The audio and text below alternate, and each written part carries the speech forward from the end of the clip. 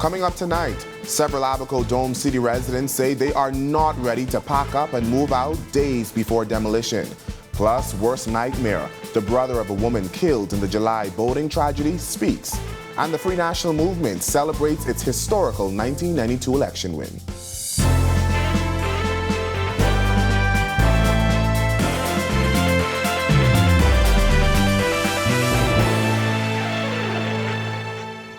Welcome to our news and thanks for joining us. I'm Berthany McDermott. In less than 10 days, the Dome City and Spring City Abaco will come down, displacing hundreds of residents that now call those domes home. While they say they knew the living accommodations were meant to be a temporary fix, the 8-day timeline is just too sudden. Our Megan Shepard traveled to Spring City and spoke with residents now facing imminent eviction. August 27th is the date set by the Minister of Housing, JoBeth Colby-Davis, for Abaconians currently residing in the domes in Spring City to be gone. According to the minister, families will be given $4,000 upon moving out. However, single mother Rodania Roker says, given the lack of adequate housing as well as the high cost of rent, it's simply not feasible. Here in Abaco, you can't find no place because, Abaco's still trying to rebounce itself from back of the hurricane. And if you do find a place, the little $2 that they're giving you for you to move in your first and second or last, that's all your money going right there. Danrado Roker says he understands the domes were only meant to be temporary, but he is calling on government to be understanding as well. We just trying to make things happen so we could rebuild on our property. By having a deadline to come out here, it puts a lot of pressure on a lot of people who are already in a crisis, who've been through a crisis, and who have lost everything. And while the government has raised concerns over the safety of residents in Dome City, Roker says he is confident that persons would not risk their lives in another hurricane. If hurricane come into Abaco right now, people who live in their mansions or whatever, I don't even think they're gonna stay in Abaco. You see what I'm saying? So obviously, the people would not stay in the domes if hurricane was to come. District Superintendent of Education Dominic Russell lived in one of the government-provided trailers for 2 years while working on the island. She says she empathizes with those that will soon be forced to move out. I could imagine me living in a trailer and feeling that unsettledness every couple of weeks. They saying, okay, we're moving you, you got to move, or, just hearing rumors all over the place. So I can imagine that they feel very unsettled, and especially in Abaco where demand for homes is very high, but the supply is very low. Residents of the Dome community say they want a face-to-face meeting with Minister Colby-Davis to express their concerns. Reporting for Our News, I'm Megan Shepard. Now to another story we've been following. Nearly 1 month after frantically searching for his sister Kathia Felix Benias, Felix Diego Benias is tonight coming to grips with the death of his loved one. He recently got news confirming that his sister lost her life in that ill-fated smuggling attempt. And me will never heal. The last time Benui says he spoke with his sister Kathia was around 6 p.m. on July 23rd, the day before the smuggling attempt turned deadly. He says she was heading to her fiancé who lives in Miami. However, Benui says he didn't know his sister's identity was made public until we sent him a police report with the information. But now that his worst nightmare has been confirmed, he says he's hoping to give his sister a proper burial in the Bahamas. We want to have a funeral to Ketia in Bahamas. And we want to have a private mug for planning the funeral. Benui says he now has a daughter in whom he sees his sister. I try to find Ketia and my daughter. 45 individuals were on board a 33-foot twin-engine vessel when it capsized around 7 miles off of New Providence. The victims are all believed to be Haitian nationals. So far, 6 victims have been identified and 4 men charged with 18 counts of manslaughter in connection with the incident. The new father also responding to some backlash following the incident, explaining why Haitian nationals risk their lives to journey to another country. Security is very important. But now in Haiti, the police can stop the gang in the street in the corner. In Haiti, the people can fight for his for his freedom. 2 teenagers are charged with attempted murder and armed robbery in relation to the shooting of an off-duty policeman. Prosecutors say 18-year-old Nathan Williams and Constantino Gervais shot Corporal 549 Patrick Kemp and robbed him of his car. The shooting and holdup happened outside a home on Roberts Drive in South Beach around 2 a.m. on August 13th. Police say Kemp remains hospitalized in critical condition. Williams and Gervais made their initial court appearance before Acting Chief Magistrate Subasola Swain today. They were not required to enter pleas to the charges and were denied bail. The teens are expected to return to court on November 21st to receive a voluntary bill of indictment. Police are still seeking the public's assistance in the search of 27-year-old Rochelda Woodside. Woodside has been missing since last week Thursday, and when asked about her case as well as the recent death of Omar Davis Jr., National Security Minister Wayne Monroe advising the public. I like to alert the public to little simple things that they can do. Most people are walking around here with a smartphone. A lot of people are walking around here with iPhones. There's an ability to track my iPhone. Samsungs give you the ability to track your phone. And so we have to be as wise as serpents. And so we have to, if somebody doesn't return home, who you expect to return home and has an iPhone, we need to start to be proactive to let, unless you have a reason to not let them, let people have the ability to track your phone. It might save your life. Temperatures in the capital still in the mid to high 80s, but it feels like a steamy 93 degrees. Meteorologist Greg Thompson has the latest from the Weather Center. Thanks, Brittany. Welcome, everybody, for our first look at weather on this warm Friday evening. Temperatures in the mid to upper 80s, 87 outside our studios. Just a few clouds. We had a couple isolated showers earlier today, but most of those have dissipated. Slight breeze out there, east-northeast winds at 12 miles per hour, and your feels-like temperature at 93 degrees. Satellite-wise, quiet across the area. That ridge of high pressure is building in, tightening our pressure gradient, so we're looking at some breezy conditions across the central and southeast Bahamas. Isolated showers across the northwest Bahamas as that frontal trough has dissipated and pulls out towards the north and east. But we do have that southeast to easterly flow across most of the islands, so we're looking at some low-level moisture moving across. A couple isolated showers expected tonight through tomorrow. That's your first look at weather. Your extended forecast is still to come. Thanks, Greg. Still to come on our news, the F&M celebrates its landmark 1992 election win, what Apple users need to know about a potential security breach, and the Grand Bahama Minister responds to Nakak accommodations concerns. That's coming up when our news returns. The Bahamas Chinese Dragon Boat Association is proud to welcome you to the inaugural Bahamas Dragon Boat Festival at Goodman's Bay, August 20th and 21st. Come and join your Chinese Bahamian family and friends as they display a complete fusion of our cultures. Race heats will be held on Saturday, August 20th, with the finals, medal presentation, and live entertainment on Sunday, August 21st. Come out and have a really special weekend. Co-sponsored and supported by Caribbean Bottling, Commonwealth Brewery Limited, and the Ministry of Tourism.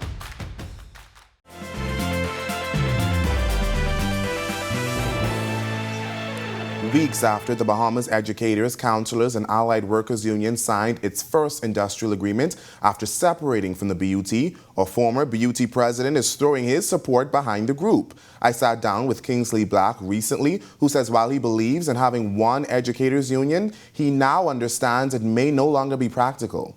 I encourage the group to do what they're doing because don't forget the Boston Tea Party was about you collecting my money, but you're not representing my needs.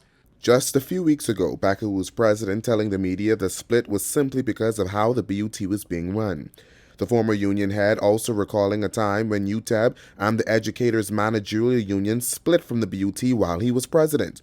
We questioned Black about this recent split from the BUT and what it means for the future. The impact of the breakaway unions on the BUT is financial. It's been hit heavily in the pocket. You also lose the ability to literally command the presence of the Ministry of Education as one union in the sector. The existence of both Beauty and Beckaroo now means 2 industrial agreements for teachers across the country, and in some instances on the same school campus. Former Labor Director John Pinder explaining that they are well within their right to do so, adding that it's important that employers are fully aware. It's important for the employer to recognize that and to not be biased, to ensure that all teachers get basically the same thing. Beauty President Belinda Wilson recently telling teachers to prepare for industrial action if their demands aren't met ahead of the new school year. Blacks staunchly opposing the way disputes are oftentimes handled. We don't want to be a part of any mechanism stunting its growth. It's been 30 years since the Free National Movement secured its landmark win in the 1992 general election. The pivotal moment in Bahamian history cemented the legacy of a leader and a party that today serves as Her Majesty's loyal opposition. Our Christina Dragovich speaks with the current FNM leader about the major milestone. One of the things that Mr. Ingram will be remembered for is that if he forecasted an initiative and spelt out the value of it, 9 out of 10 Bahamians believe that he will get to the finish line. The current Free National Movement leader reflecting on the legacy of Hubert Ingram and the monumental win the party secured in the 1992 general election 30 years ago. We meet up with Michael Pintard at the party's Mackey Street headquarters, where the walls are lined with photos and clippings from the historic win. One of the things that struck me about Prime Minister Ingram is his willingness as a young man to involve other young persons in governance. Individuals like Tommy Turnquest, Dion Folks, and Carl Bethel, who made their own contributions. Pintard says the 1992 win and the leadership of former Prime Minister Hubert Ingram made such a huge impact on the Bahamas we have today, from infrastructure on the Family Islands. They played a key role in catalyzing, speeding up the development of Family Islands so that more persons can consider staying home or coming to those islands in order to invest. To the deepening of democracy and the liberalization of the airways. It was extremely important to have multiple stations through which Bahamians can share their unfiltered views. Pintard says while the FNM's win in 1992 was revolutionary, there's still more work ahead to be done for the party and the country. We have not, in my view, been as productive as a country as we could have been, as we should have been. And so I believe that there are some things we can learn from that era, just a kind of doggedness and focus that you need in governance to drive initiatives that transform people's lives. Pintard says the party is also celebrating the contributions of all who worked in front of and behind the scenes to get the country where it is now. Reporting for Our News, I'm Christina Dragovich. When Our News comes back from the break, day 1 of Nakak action gets underway. Tips for bargain buys for back-to-school shoppers and a security warning for Apple users. We have the details when Our News returns. The Bahamas Chinese Dragon Boat Association is proud to welcome you to the inaugural Bahamas Dragon Boat Festival at Goodman's Bay, August 20th and 21st. Come and join your Chinese Bahamian family and friends as they display a complete fusion of our cultures. Race heats will be held on Saturday, August 20th, with the finals, medal presentation, and live entertainment on Sunday, August 21st. Come out and have a really special weekend. Co-sponsored and supported by Caribbean Bottling, Commonwealth Brewery Limited, and the Ministry of Tourism.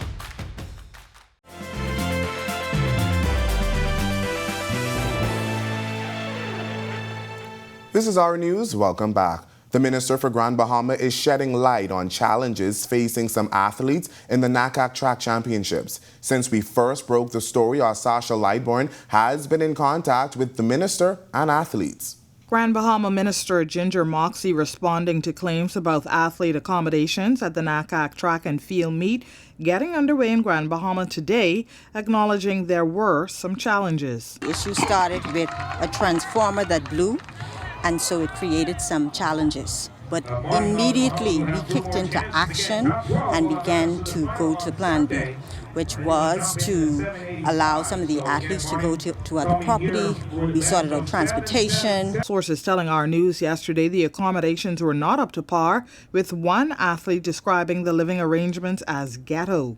The athlete saying the hotel had no hot water or air conditioning.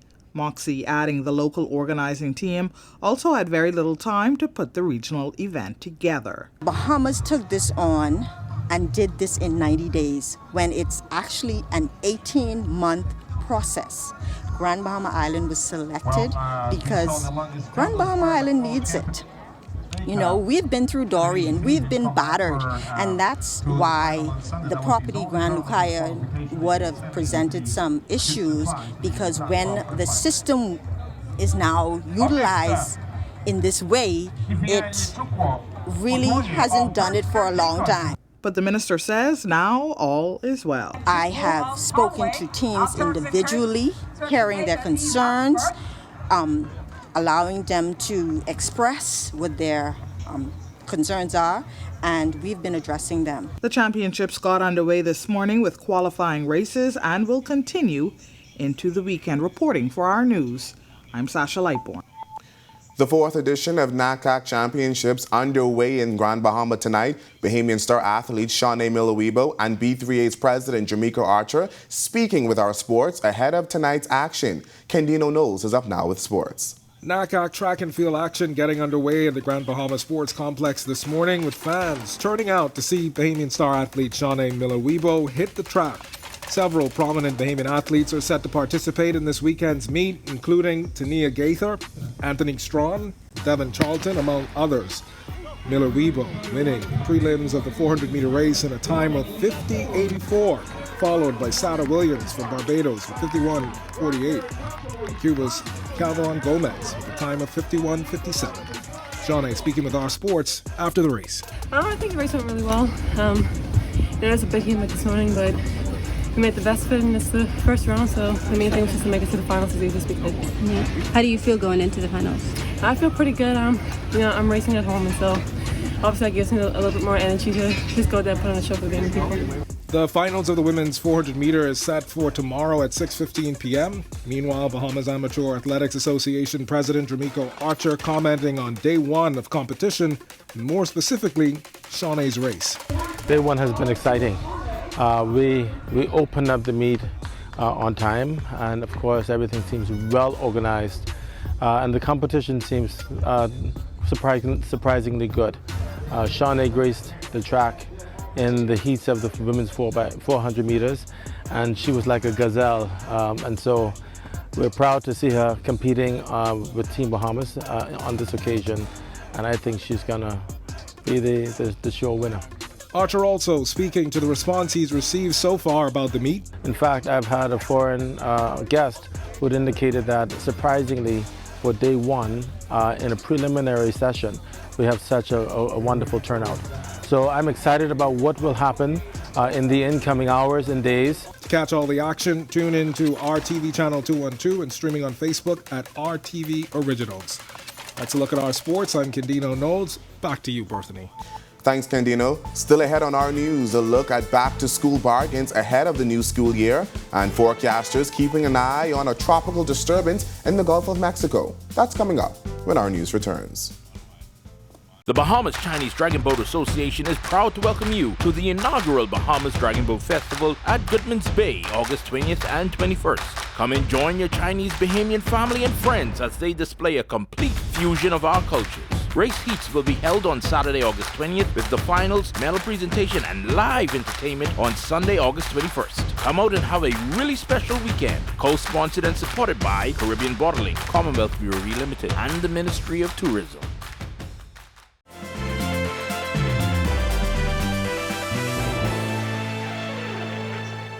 If you're an Apple product user, then experts are saying you may want to update all of your devices immediately to avoid hacking. The iPhone maker disclosing some serious security vulnerabilities in the past 48 hours. Apple released 2 security reports about the issue on Wednesday, although they didn't receive wide attention outside of tech publications.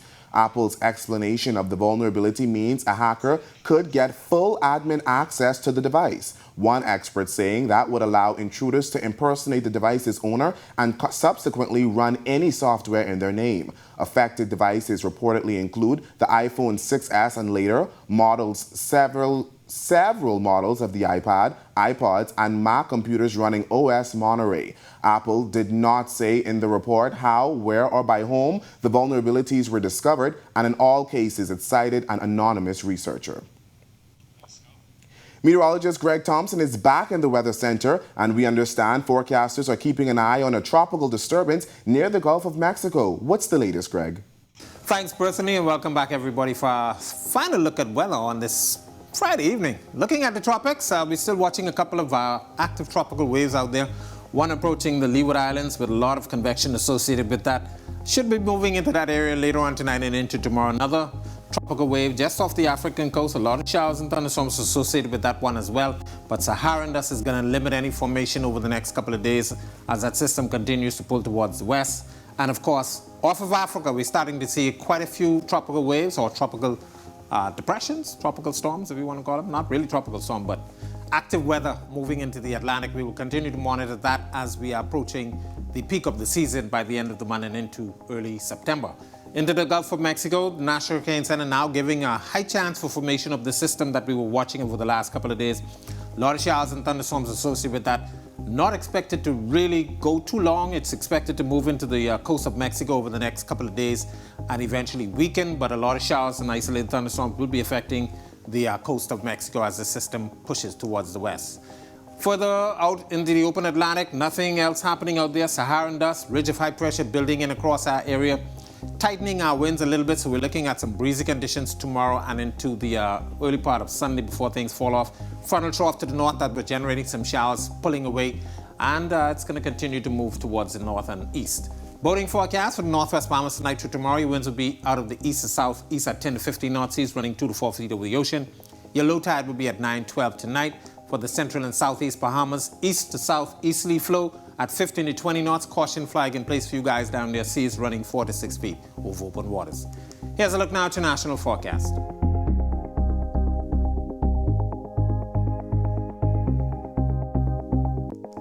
In your 7-day forecast, as that ridge of high pressure builds across us, it's going to bring in some low-level moisture. So we're looking at a moderate to medium chance for some showers into the weekend, but by early next week, we expect conditions to quiet down, but temperatures will remain rather warm.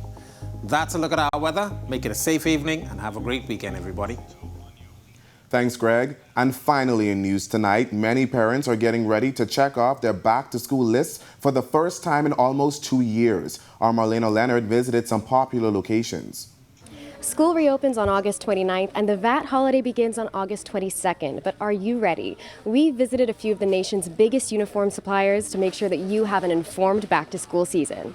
With the first day of school and the VAT holiday just days away, locations like Janae's Uniform Supply Center are managing lines going out the door. Owner of Janae's Uniform Center, James Wallace, offers tips to beat the crowd, including a Sunday shopping option. We would recommend that you come to Janae's early in the morning or late in the afternoon. We're going to be open this Sunday, which is on next Sunday as well, from 10 to 3 to try and get people assisted with what they're looking for. If you're looking for more bang for your buck, Wallace says they do their best to have good deals as a way of giving back to customers. We're also allowing the customers to mix and match. So if you have more than one child in a different school, you can actually, change up the color of the shirt so to make sure we try to give back. Just around the corner is Carey's Fabric and Uniform Store, which has been in the Bahamas for around 60 years. Managing Director Kim Gibson. As of July, we noticed a lot of parents coming in and really enthusiastic about getting their kids back to school, and we're enthusiastic to help them do so. While certain stores are experiencing shortages of white school shirts, Gibson assures us that's not an issue at Carey's. White shirts and shirts in general, we're doing very well. Apparently, there's a shortage of shirts on the island, so we are fully stocked with shirts, and we notice that people are just flocking in to get shirts in every size. The top tip from Carey's? Bring your kids along for your shopping. Sometimes it's difficult to judge sizes just by holding up the uniform and looking. And so if you bring your children with you, you'll be sure to get the right sizes. Reporting for Our News, I'm Marlena Leonard. Thank you for joining us for our news tonight. Be sure and stay tuned to RTV Network for continuing live coverage of the Nakak Championships from Grand Bahama. The races will also be streaming live at RTV Originals on Facebook. And have a wonderful evening, Bahamas.